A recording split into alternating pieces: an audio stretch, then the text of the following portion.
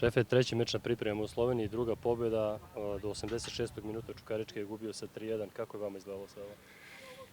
Pa, prvo polovreme nismo radili ono što smo se dogovorili. Pojedinci olako shvataju šansu koju dobiju u jednom klubu kao što je fudbalski klub Čukarički. Za mene lično jedan od 4-5 najboljih klubova u zemlji. I ta slika nam je sada mnogo jasnija, na koga možemo da računamo. Pojedincima će verovatno ovo biti poslednje provere s obzirom da idemo za Beograd. Tu ćemo napraviti jedan presek.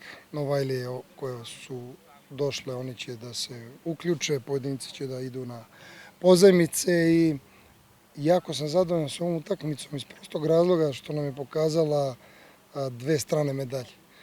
Ono što ja hoću je poslednjih 30 minuta i bilo je nekih momenata i u tih prvih 60 minuta gde smo bili onako malo dekoncentrisani, žurili u nekim pasovima, a upravo smo suprotno tome trebali da radimo.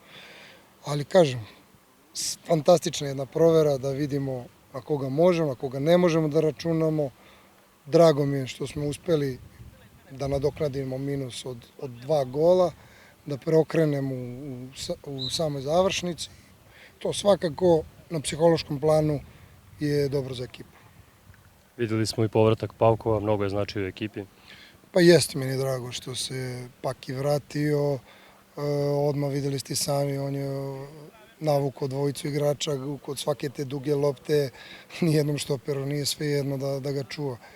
Penal je iznudio, kod onog drugog je bio isto tako tu ovukao ga igrač, bio je skoro na lopti.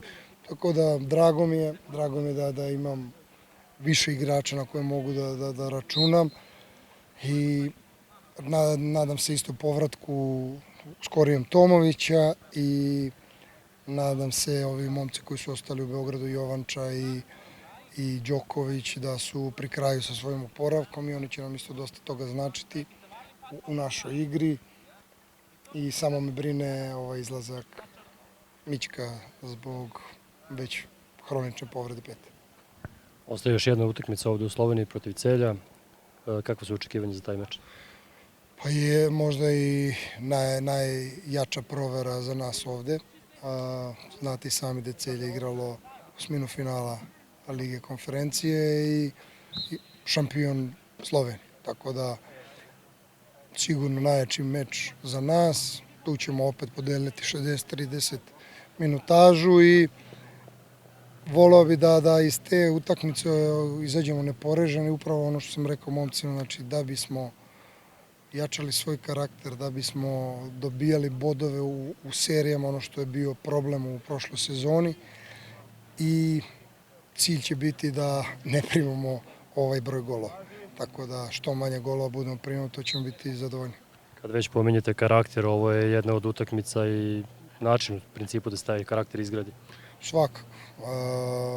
U vrlo kratkom periodu dati 3 gola, sigurno da će mnogo pomoći momcima što se tiče i same atmosfere ovde na pripremama i psihološki svakoj ekipi ovakav jedan preokret daje onako jedan dodatni boost i za naredne dane i teške dane koje dolaze u pripremama, tako da drago mi je što smo krenuli u ove rezultate.